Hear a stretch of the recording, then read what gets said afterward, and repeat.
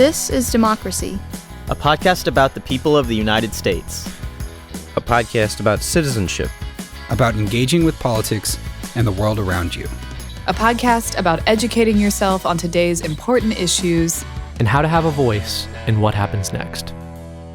Well, welcome to our new episode of This is Democracy. This is a special episode today that we are recording on the day that the Russian invasion of Ukraine has really come to pass, something that we long expected but hoped would not occur.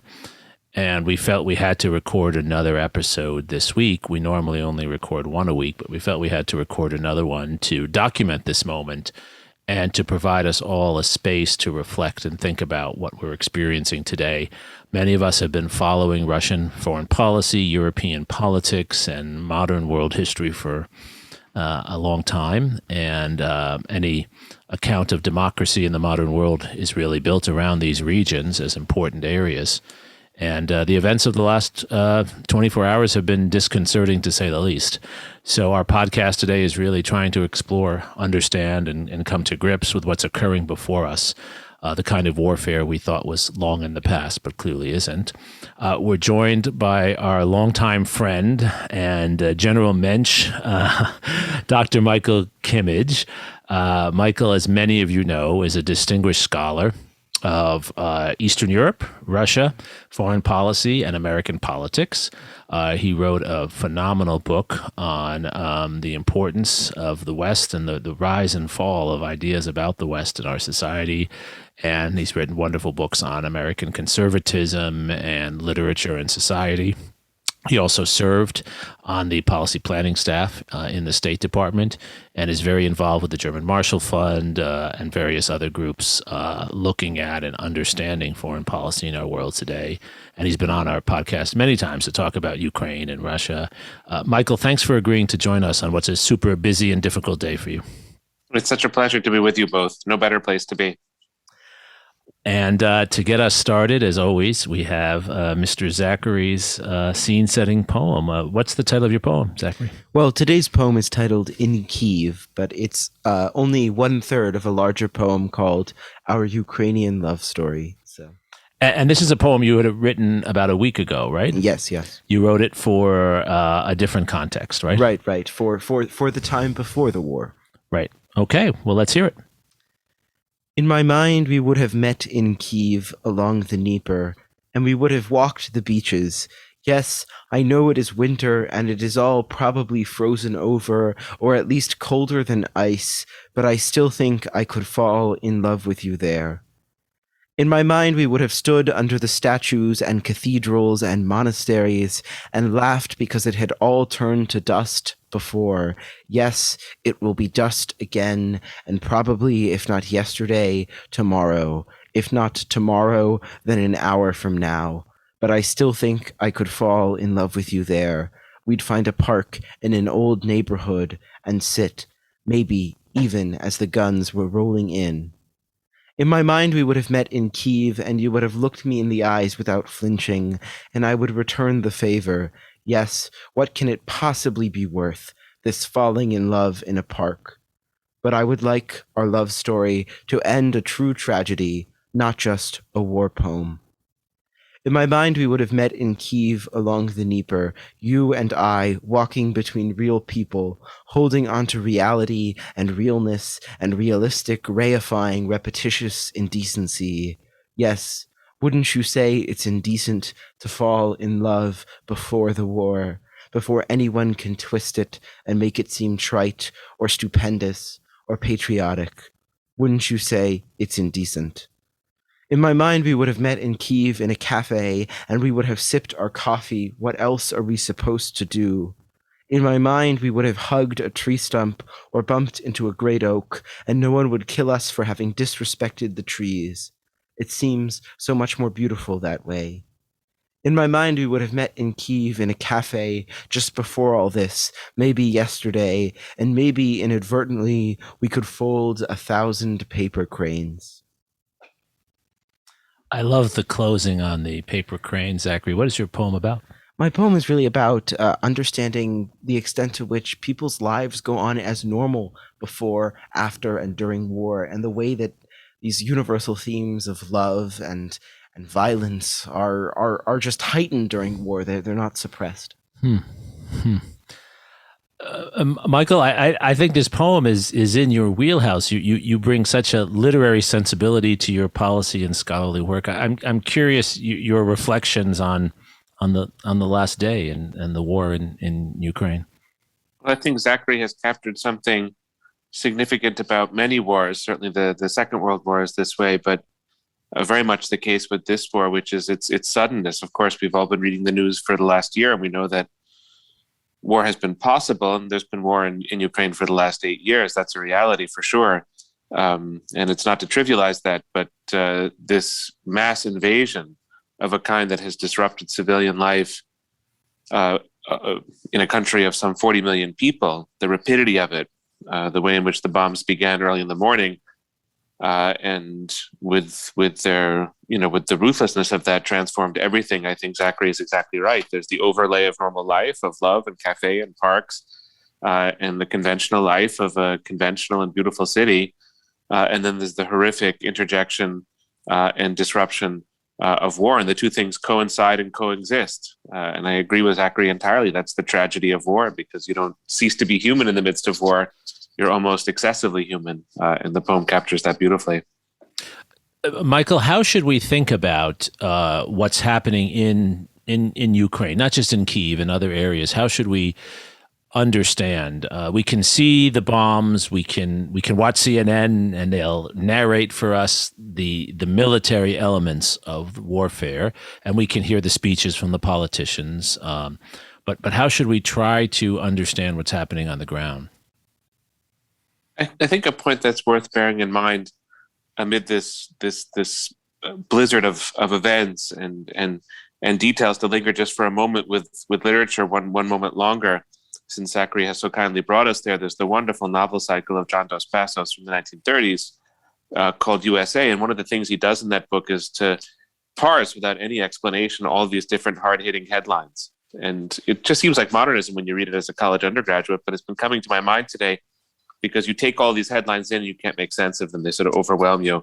And Dos Passos captures that really well. And I think for all of us, it's hard not to have that feeling at the moment. So I think if we were to pull back and try as best we can to get something of a big picture view of this event, and it's only the first day, alas, but the point I would underscore is the radicalism of Putin's methods here.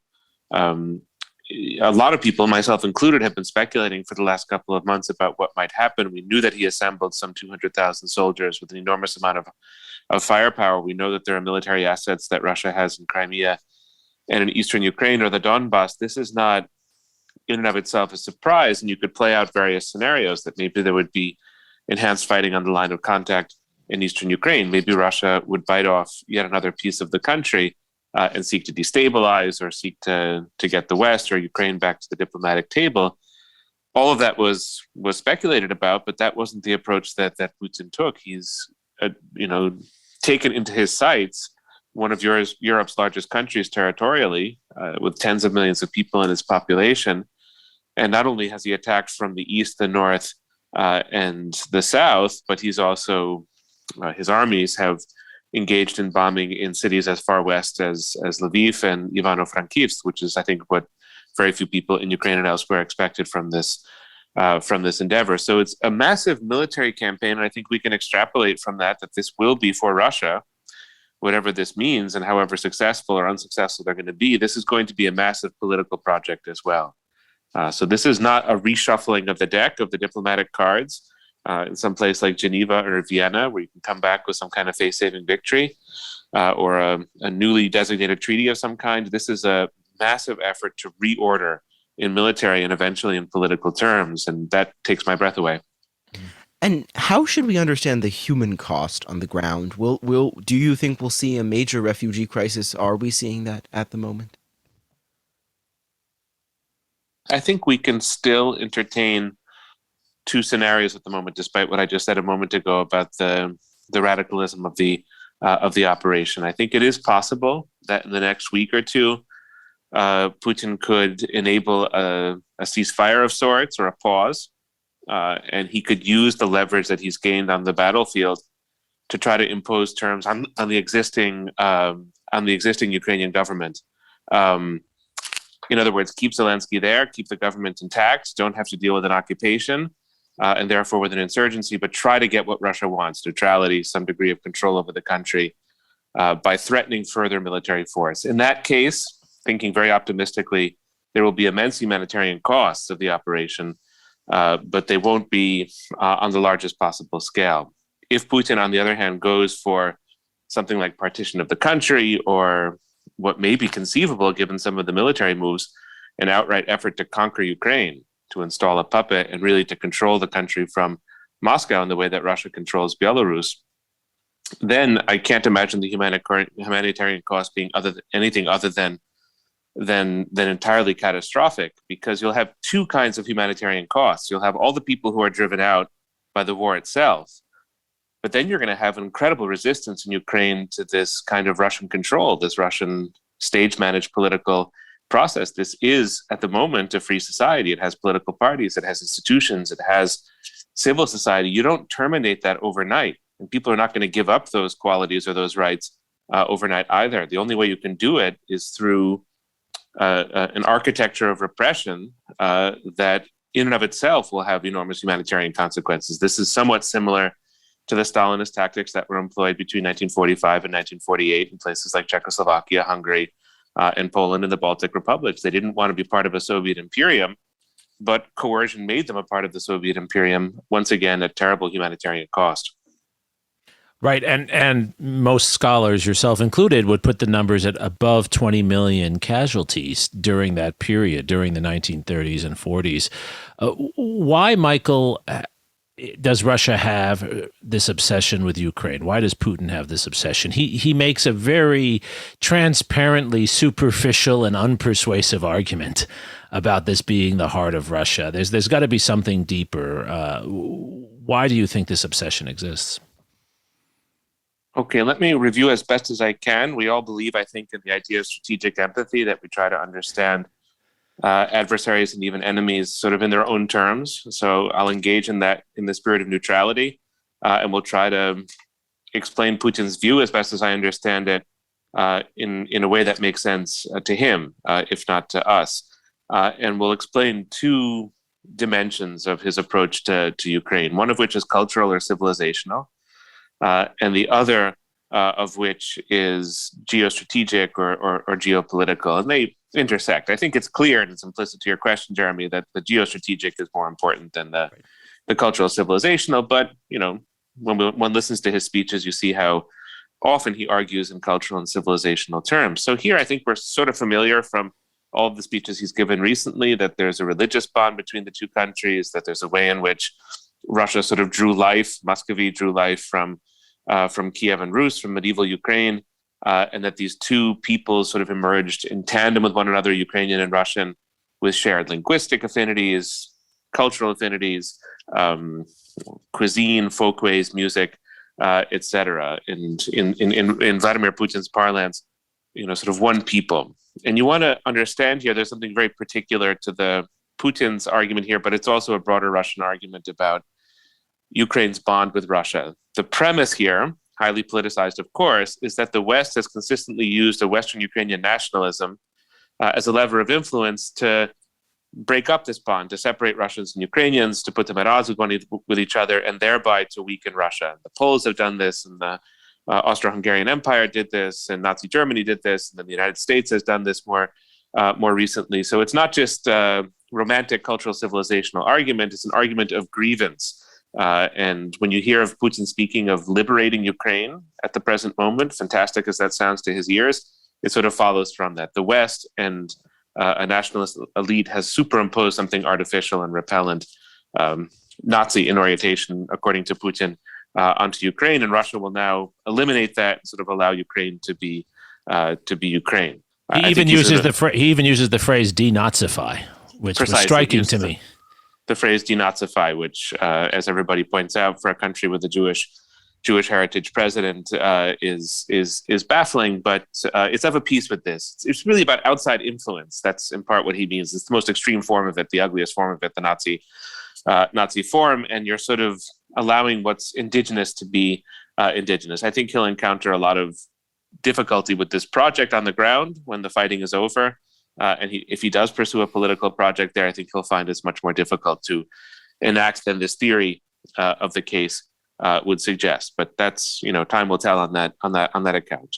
The geostrategic argument is of course very significant, and part of it is not madness on Putin's part. This is a neighboring country. There's a very large border between Ukraine and Russia. Historically, there's been a big commercial connection between the two countries. Russia has naval assets in the Black Sea that are affected by the position of Ukraine. Historically, if you want to go down this road, invasions of Russia have come through Ukraine. It's not entirely wrong to think of both the First and the Second World Wars as Ukraine wars in a certain sense. And so it is clear that Ukraine occupies an important strategic position for Russia. But what Putin has taken from that, what he spun from that simple circumstance, is a twofold approach to this crisis, which he himself has generated, which is that he is going to use military force for one of two possible aims.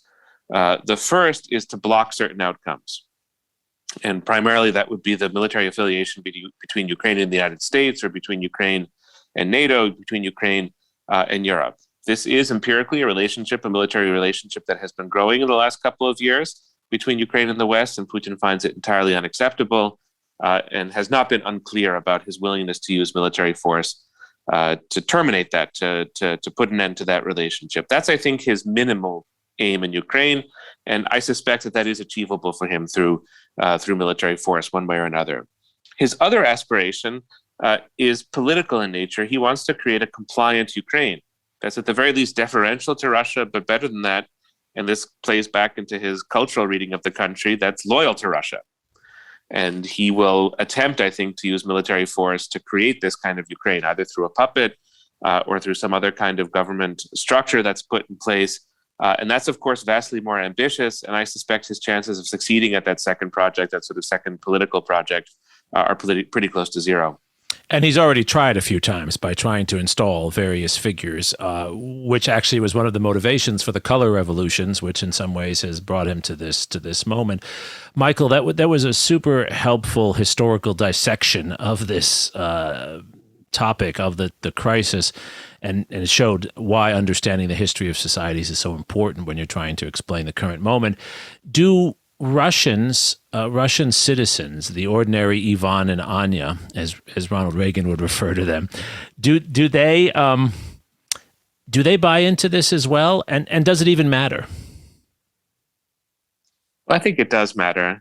In some respects, this is, I find, in the current crisis, one of the essential questions.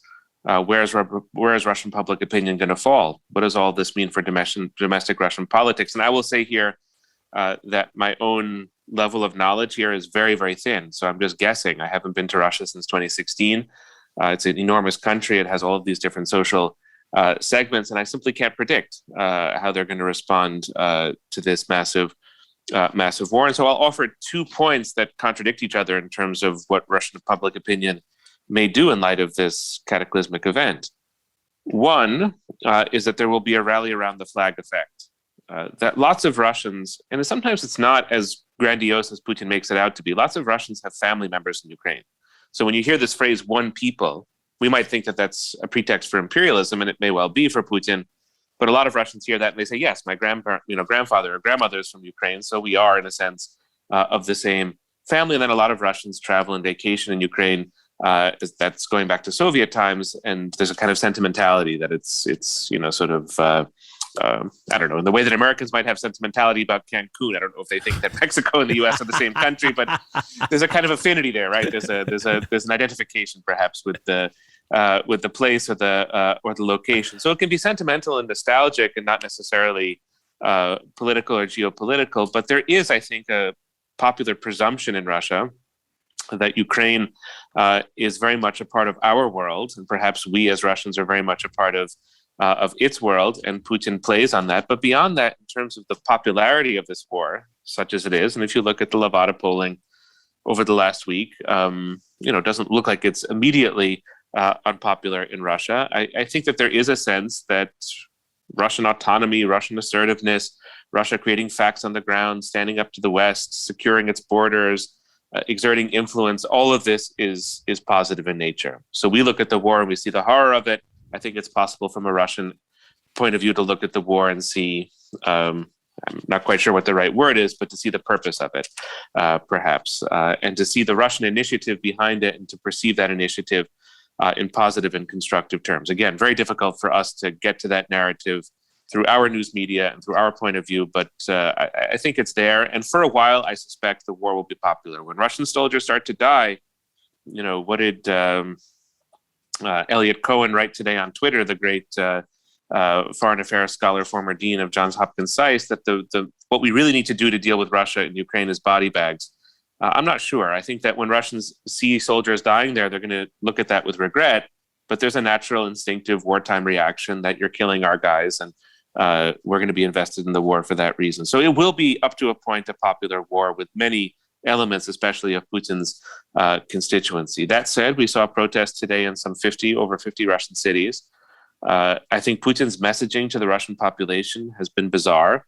I think he seems not to care about younger Russians. He's making all of these neo-Soviet, neo-imperial Russian arguments that may appeal to pensioners and people of an older generation. I just wonder how that works for younger people. And I think when Russians see the humanitarian crisis, and this is not the Soviet Union anymore, you're not going to be able to block those images entirely. They will filter in to the Russian consciousness. When they see those humanitarian disasters that Russia's going to create in the course of this war, they will say, that's my grandmother's town, or that's a place that I'm familiar with. These are people that I know. They're like me. It's the same religion. It's the same language, more or less. And that will be very, very damaging for Putin. Wars of choice, as we all know, right, Jeremy? Wars of choice are especially perilous for governments. And when those wars of choice go badly, it can have a really deleterious effect. One need think back only to the War of 1905 between Russia and Japan, and how that is an ingredient later of the Bolshevik Revolution of 1917.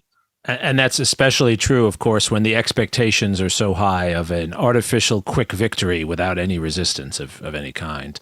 Absolutely. Zachary. What about the Ukrainian leadership? Where do they fall in this, and how do they handle a situation like this that seems almost entirely unprovoked?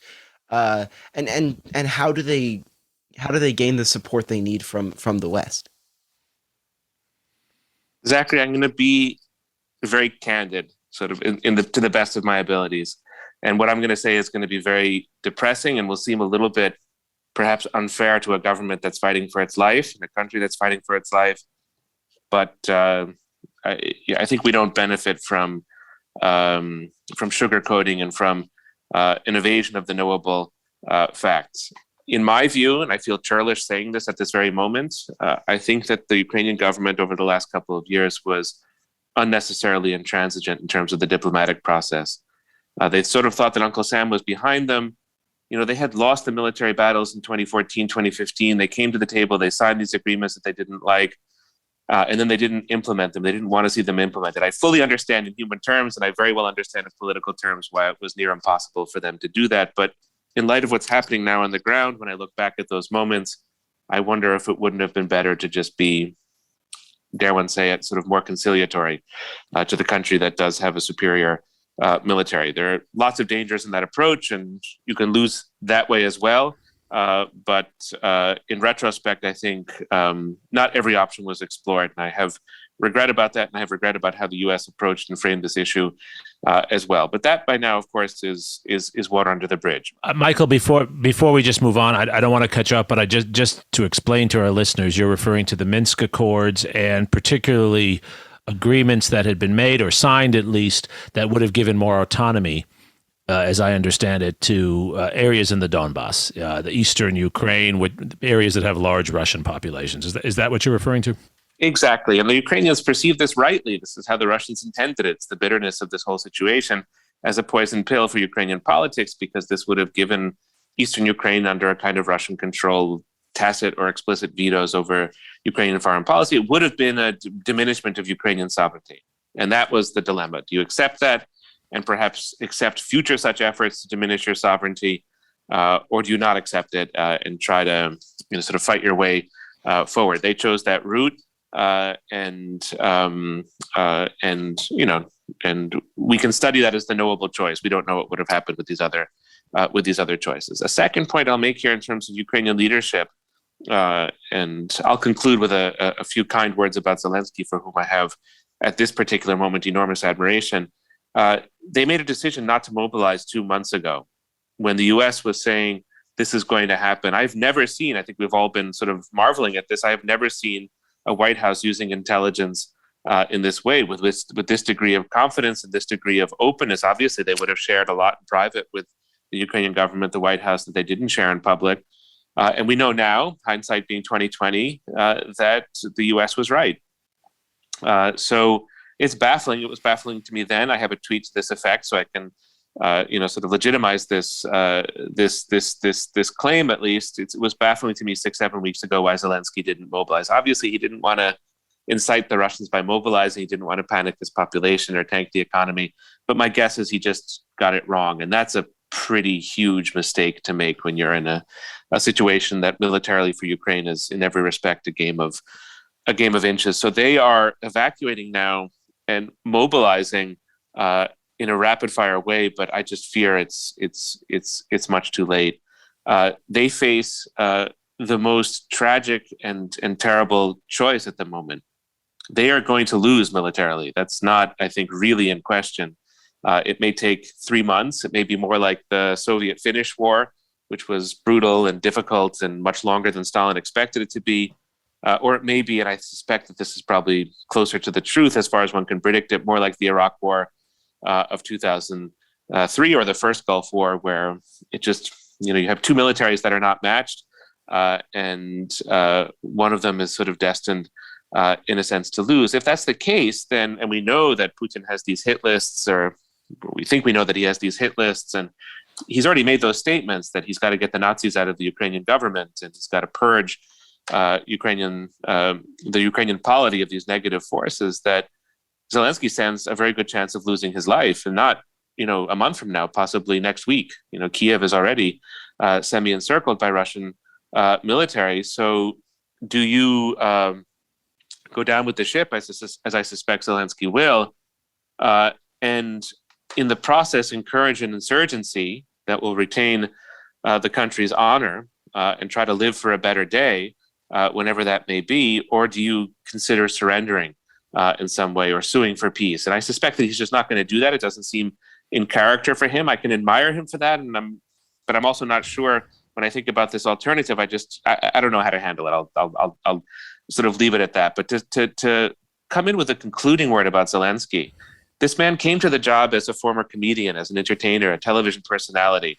And we can laugh at that and say this is the Trump of Ukraine. He's younger than I am. I think he's 43, 44 years old, and he often looked sort of out of sorts. And then he got subjected to all of this weird treatment from Donald Trump, and he had to deal with that. And he's struggled with the job, and he's not always been great at it. But boy, has he shown real courage in the last couple of weeks. Yep. He went to Munich. He came back. He really spoke with such dignity on the eve of the invasion that I suspect what he's doing, maybe I'm reading too much into it, he knows he will die or end up in some Russian prison. He's thinking about the future Ukraine. He's thinking about the Ukraine that will be born after this war and after this occupation, which is the purest form of heroism that I can think of in politics.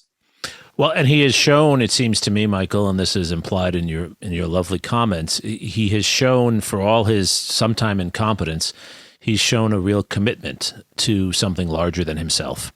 And it's at least reminded me in this terrible, tragic moment that as ugly as politics is, there still is heroism. That doesn't mean you get a heroic outcome. But there's a nobility in that, and maybe that is a tiny silver lining, and maybe that becomes something for future Ukrainian citizens to look toward. I know you have other people you need to talk to, Michael, who are eager to get your thoughts and insights. I wanted to close by asking you yet another hard question, and I promise it'll be the last one. What should we do in the United States? And I don't just mean what should President Biden do, I think that's an important conversation, obviously. But many of our listeners, many citizens, many of your friends and my friends, Michael, care deeply, even if they're not experts on Ukraine. I think it's fair to say that most people oppose the idea of a big country conquering a small country in this way. And that's the most simple way to understand what's happening here. So what should we as citizens who believe in democracy, what should we do? Okay. It's a hard question, and I'm going to try to answer it in three domains. The first one is being aware of the stakes for Ukraine. Obviously, Ukraine is the victim here. It's happening on their territory to their people, so they matter first and foremost.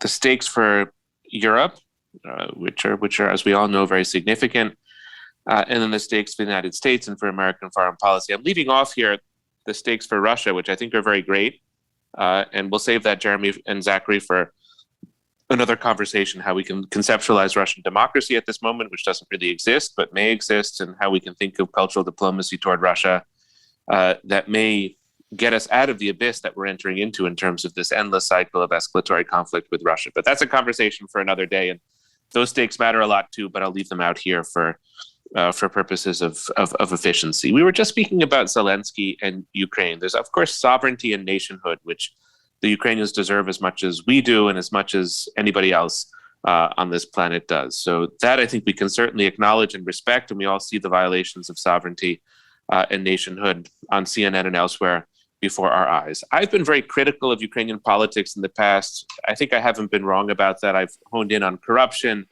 I don't think that Ukraine really has rule of law. They have a lot of post-Soviet oligarchic elements in their political system. That's all true. That matters. You don't want to take that out of the picture for the sake of honesty. But the thing about Ukraine, it's not a perfect democracy, but it's a pluralistic country, and it has real civil society. Sort of flourishing conversations, debates. It has a real cultural life. And let us not forget that the stakes here are the preservation of those things. So nationhood and sovereignty are going to be the things that are going to matter most immediately to Ukrainians, but that sort of pluralism, that civil society, which is a great achievement. They've upheld that in 8 years since 2014 of wartime. That's a great achievement.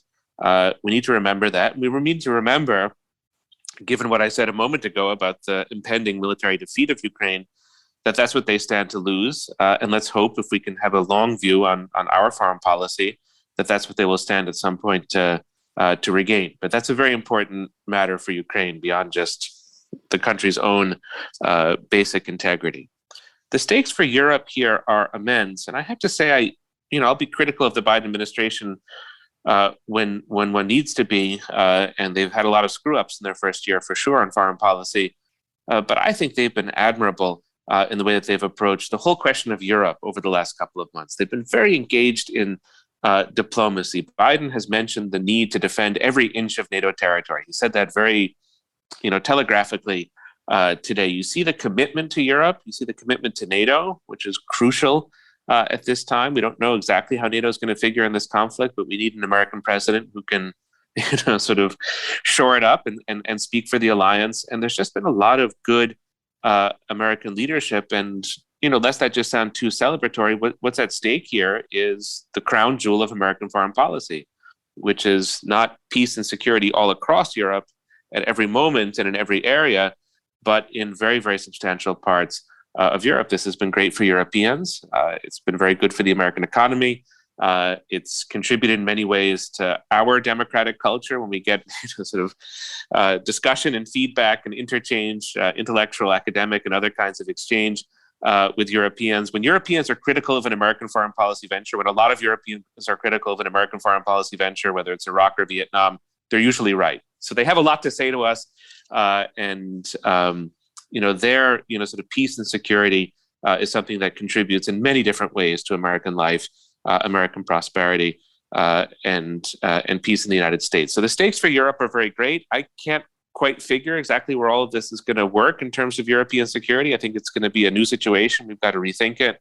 But the stakes are certainly very high, and it's just crucial that the United States does not allow Russia to succeed. I think over the long term, I don't think we're going to block Russia much in the near term, but over the long term, that's something we just have to work on. And then finally, the stakes for American foreign policy. And here, maybe it's good for me to be a little bit critical of the Biden administration, because I don't want to cheerlead too much.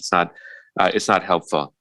I think the U.S. needs to work on a core problem of American foreign policy that goes to Afghanistan, goes to Ukraine, goes to other areas, and this is ambiguity. There's a term, I'm sure you work on it with your students, Jeremy, of strategic ambiguity, that you don't put all your cards on the table. Or with Taiwan, you want China to sort of be guessing about what the U.S. is going to do, and that can be a successful policy. But we've really gotten burned with these ambiguous commitments. And our rhetorical commitment to Ukraine was greater than our actual commitment was. I felt a certain degree of shame when I saw Zelensky go to the Munich Security Conference and come before this audience and say, I need your help.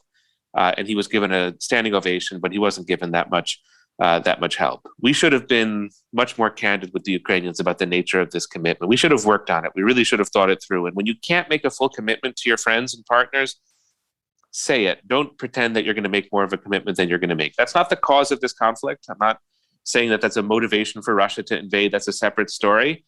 But we haven't put Ukraine in the perfect place in terms of those commitments. So let's think about the kinds of commitments that the U.S. makes.